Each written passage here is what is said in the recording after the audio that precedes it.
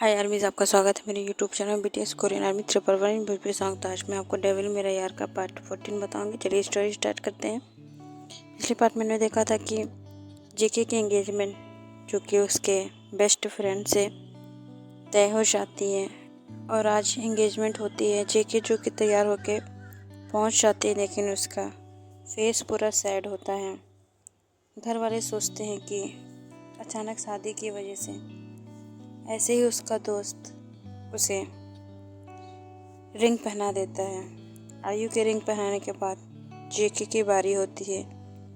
जेके जो कि उसे रिंग पहना ही नहीं पा रही थी, उसका हाथ ही कांप रहा होता है। उसे बार बार दे की बात याद आती है, अगर एंगेजमेंट हो गई, अगर तुम किसी और से शादी करोगे तो मैं उसे मार दूंगा।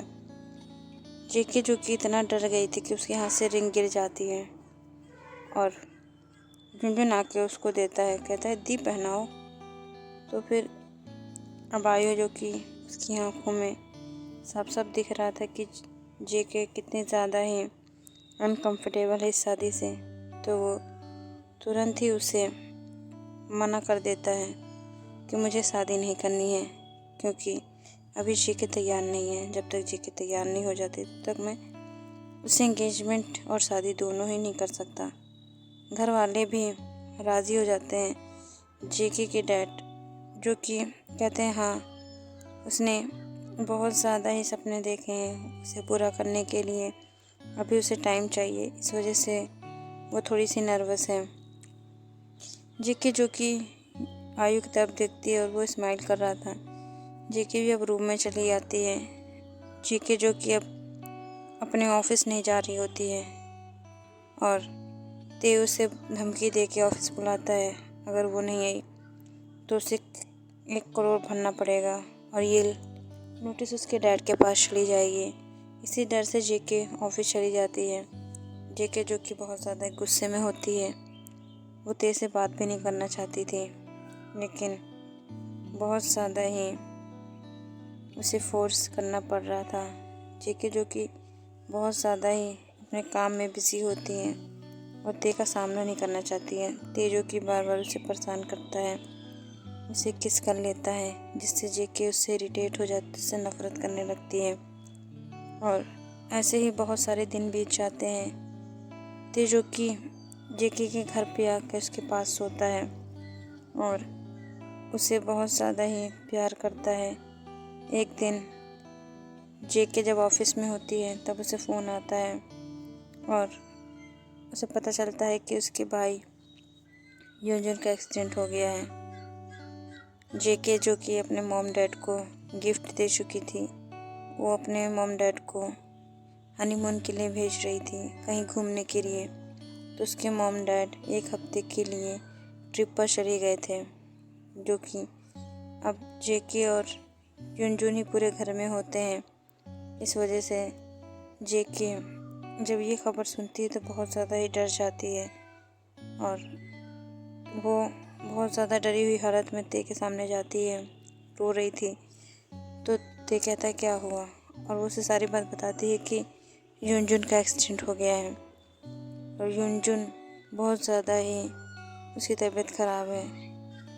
और ऐसे ही ते जो कि किसी को कॉल करता है और डॉक्टरों के सामने एक छोटा सा बच्चा, जिसे ज़्यादा चोट नहीं लगी होती है, सिर्फ खरोंचे ही होती हैं, और उसे देखकर जेके रो रही होती है। और ते जो कि वहाँ खड़ा होता है। डॉक्टर जो कहते हैं कि इतनी छोटी सी चोट के लिए हम सर्जन को बुलाया है, इतनी इम्पोर्टेंट सर्जरी छोड़कर आए हम लोग सिर्फ इस छोटी सी चोट को ठीक करने के लिए।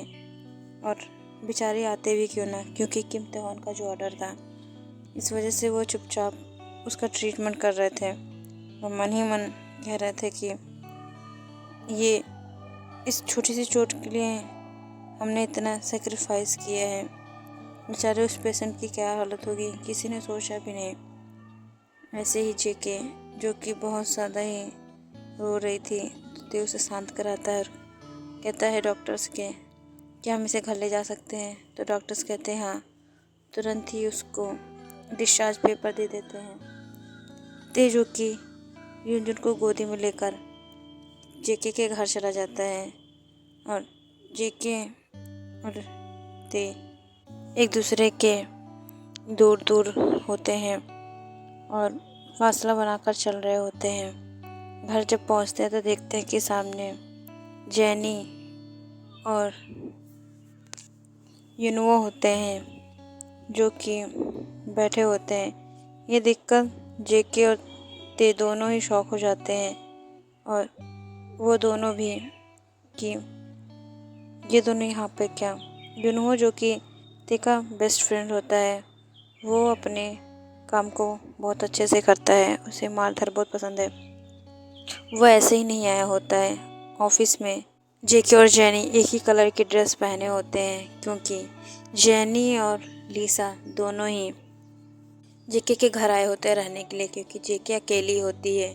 इस वजह से उसके पास कोई ड्रेस नहीं होती है तो जेके उसे अपनी ड्रेस दे देती है और कहती है इसे पहन लो। दोनों में एक ही तरह की डिज़ाइन होती है, सेम होती है, बट कलर में एक डार्क होता है और एक लाइट। और जब ये लोग ऑफिस जाते हैं तो ऑफिस में काम करने के दौरान जेनी के पास एक लड़का आता है, आदमी। वो जेनी से कहता है कि पार्किंग में आपका कोई वेट कर रहा है। तो जेनी भी बिना सोचे समझे चली जाती है और पास में ही जहाँ पर वो जाती है उसे कोई किडनैप कर लेता है। और वहाँ पर यूनुओ जो कि आ रहा होता है ते से मिलने, और ऐसे ही उसे कुछ आवाज़ें आती हैं तो उसे कोई नहीं दिखता। और फिर अचानक से उसे किसी कार की आवाज़ आती है जो कि लिफ्ट में चढ़ने वाला होता है। तब वो पीछे मुड़ के देखता है तो देख कर शॉक हो जाता है, तो समझ जाता है कि कुछ ना कुछ गड़बड़ है। वो तुरंत ही अपनी कार निकाल कर वहाँ पहुँच जाता है और उस लोकेशन पहुँचने के बाद पता चलता है कि जेनी है। तो फिर वो जेनी से कहता है मुझे पता होता कि तुम किडनैप हो, तुम्हें कभी पहचाने नहीं आता। वो तो मैं सोचा कोई और लड़की है, इस वजह से दौड़ा दौड़ा आया। जेनी जो कि इसे सुन के बहुत ज़्यादा गुस्सा हो जाती है और यूनुओ जो कि एक ही पंच में एक गुंडे को घायल कर देता है। और वहाँ पर मारधाड़ होने की वजह से जेनी जो कि बहुत ज़्यादा खुश थी और यूनुओ कह रही थी और मारो, मुझे बहुत अच्छा लग रहा है। यूनुओ जो कि उससे देख रहा था जैसे किसी पागल को देख रहा हो, लेकिन वो क्या ही कर सकता है, लड़की है ही पागल। और वो तुरंत ही उसे कहता है कि अब चलो, हो गया सब। जल्दी से उसे उसके घर पर ड्रॉप करने के लिए जाता है। तो जेनी उसे एड्रेस जेके के घर का देती है क्योंकि अगर वो अपने घर पे गई तो सभी परेशान हो जाएंगे इस वजह से। इसलिए वो जेके के घर पे आ जाती है। तभी वहाँ पर ते और जेके भी आ जाते हैं। जेके जो कि ये सब जब जेनी उसे बताती है तब उसे बहुत ज़्यादा ही डर लगता है कि जेनी को कुछ हुआ तो नहीं, ठीक तो है वो। और जेनी जो कि नाश्ता लेने के लिए चली जाती है क्योंकि वहाँ पर सब लोग थके हारे होते हैं। और जो यूनुओ होता है वो कहता है कि वो बहुत ज़्यादा ही परेशान थी। तो फिर ते कहता है हाँ ठीक है। तभी यूनुओ एक बार नोटिस करता है कि जेके ने भी सेम कलर की ड्रेस पहनी है।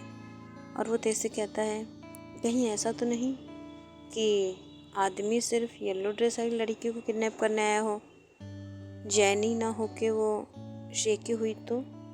ते का गुस्सा साथ में आसमान पे चढ़ जाता है कि कौन है जो इस तरीके से जेनी को और जेके को नुकसान पहुंचाना चाहता है। अगर ये जेके के पीछे आया था तब तो बहुत ज़्यादा ही बुरी बात है। इधर हम देखते हैं कि कुछ दिनों पहले जेके के डैड को एक पेन ड्राइव मिलती है क्योंकि उसकी मॉम जब उनके कपड़े धोने जाती हैं तब उनके कपड़ों में मिलती है।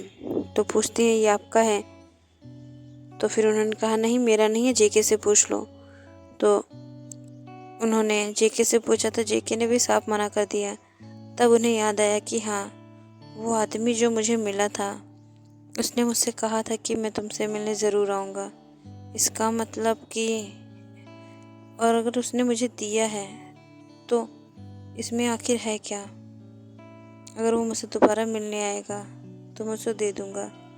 यही सोचकर वो चुपचाप खाना खा लेता है, किसी से कुछ नहीं कहता है। ऐसे ही ते जो कि बहुत ज़्यादा परेशान हो जाता है जेके के लिए, क्योंकि उसे पहले ही जेके के घर के बाहर अपने गार्ड्स लगा दिए हैं, क्योंकि वहाँ पर बहुत दिनों से 2 गार्ड्स जो कि घूम रहे होते हैं, 2 आदमी जो कि रोज़ शाम के वक्त आ जाते हैं, जेके के घर के आसपास रहते हैं और ते के गार्ड्स सारी इन्फॉर्मेशन उसे देते हैं और वो शॉक हो जाता थे कि ऐसा कौन है जो जेके के घर को इस तरीके से देख रहा है, छानबीन कर रहा है। तभी वो सोच लेता है कि ते के घर के बाहर अब सिक्योरिटी गार्ड होंगे। जेके के लिए ये सिक्योरिटी गार्ड हॉबी ने अरेंज की होती, वो भी ते को बिना बताए। वो बाद में ते को बताता है, जिससे ते कहता है ठीक है, वैसे भी वो घर में अकेली है, मैं उससे हमेशा तो नहीं मिलने जा सकता, लेकिन फिर भी ठीक है। और वो बहुत ज़्यादा ही अपने काम को करने लगता है। जेके जो कि हॉबी को छुट्टी के लिए बता देती है, क्योंकि उसके भाई की तबीयत ख़राब होती है, तो ते भी कुछ नहीं कहता है, क्योंकि वो उसकी सिचुएशन समझ रहा था। इधर जब ते उसे रूम में लेके जाता है, तभी ते देखता है कि अभी जुनजुन की हालत थोड़ी सी ख़राब है, वो अभी बेहोश है। इस वजह से वो जेके को पलट देता है और उसे किस करने लगता है। जेके जो कि हर बार उसे मना करती, लेकिन इस बार उसने चूं तक नहीं की, उसे रोका भी नहीं और वो उस किस को एंजॉय कर रही थी। तभी ते उसे छोड़ देता है और स्माइल करता है और कहता है कि क्या बात है, आज तुमने मुझे रोका नहीं। आज जेके जो कि शाय फील कर रही थी, ते जो कि उसे शाय फील करते उसके मन में लड्डू फूट रहे थे, लेकिन वो कुछ नहीं कर सकता है। और वो कहता है कि अब बोल भी दो कि तुम मुझसे प्यार करती हो। तो जेके कहती नहीं, ऐसा नहीं है, मैं आपको प्यार नहीं करती, समझ में आई आपको बात। और वो वहाँ से चली जाती है। जेके ने इन लोगों के लिए डिनर भी बनाया होता है, इन लोगों को डिनर खिलाकर तब भेज देती है। जेके जो कि बहुत ज़्यादा ही खुशी से ते को देख रही होती है। ते जो कि एक आईब्रो ब्लिंक करके उसे बताता है कि खाना बहुत ज़्यादा ही अच्छा है और वो उसे इनाम देगा। तो रूम में वो फिर से ते को लेके जाता है जेके को और कहता है कि मुझे तुम्हारा इनाम देना है। जेके जो कि शौक थी, तो कहता है कि तुमने पहली बार मेरे लिए कुछ बनाया है, तो इनाम तो बनता है। और तुरंत ही उसे किस करने लगता है। जेके जो कि फिर से कुछ नहीं करती है, ते इस बात पे स्माइल करता है, क्योंकि उसे पता है कि जेके अब उसे पसंद करने लगी है। ओके आर्मीज, इस पार्ट को मैं यही एंड करती हूँ। नेक्स्ट पार्ट पे जाने के कि ते को कब एक होंगे। Okay bye आर्मीज।